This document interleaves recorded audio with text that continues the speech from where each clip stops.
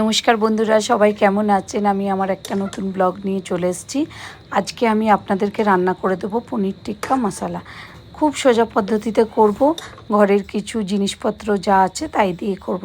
একবার ট্রাই করে দেখবেন, দারুণ টেস্টি হয়েছিল। এই যে পেঁয়াজ কেটে রেখেছি আমি, টমেটো, ক্যাপসিকাম, আর এখানে পনিরগুলোকে টুকরো করে রেখেছি। তো প্রথমে আমি পনিরগুলোকে নিয়ে নিলাম, তারপরে একে একে করে সব জিনিসগুলো দিতে থাকবো। তো আজকে রাত্রে এটাই মেনু আমার। এই যে এর মধ্যে ক্যাপসিকাম দিয়ে নিলাম, তারপরে টমেটো দেবো, পেঁয়াজগুলোও দিয়ে নিলাম, এরপরে একটু আদা রসুনের পেস্ট দিলাম 1 চামচ। আমি 300 গ্রাম পনির নিয়েছিলাম। এরপর একটু টক দই দিলাম। টক দইটা ভালো করে কিন্তু নুন দিয়ে ফাটিয়ে রেখেছিলাম। এরপর ধনে গুঁড়ো, লঙ্কা গুঁড়ো, জিরে গুঁড়ো, নুন, হলুদ একে একে করে সব দিয়ে নেবেন। নুনটা সবাই নিজের আন্দাজ মতো দেবেন। আমি হলুদটা খুব সামান্য পরিমাণে দিয়েছি, আপনারা চাইলে স্কিপ করতে পারেন।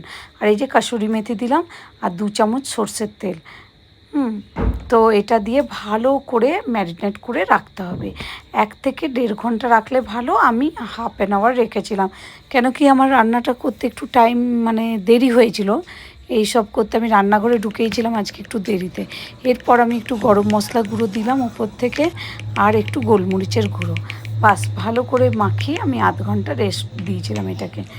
বাস হয়ে গেল। কিন্তু রান্নাটা খুব সোজা, আর আপনারা চাইলে 1 ঘন্টাও রাখতে পারেন। আধ ঘন্টা পর চলে এসেছি, কড়াইয়ে তেল বসিয়েছি, সামান্য পরিমাণে তেল দেবেন। এরপর এটা পুরোটাই ঢেলে দিলাম।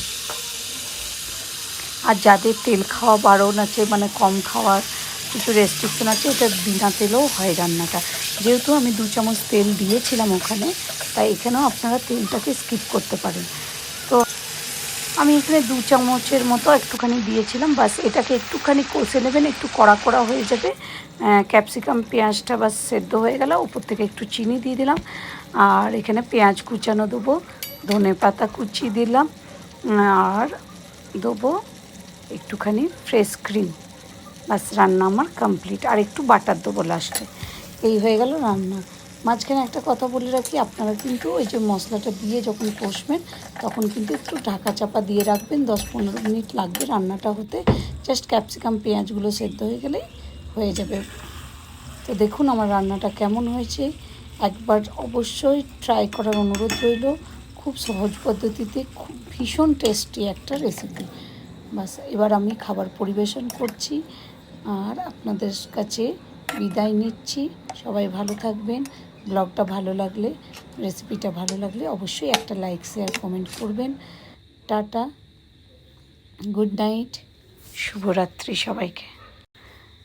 আজকে এখানেই শেষ।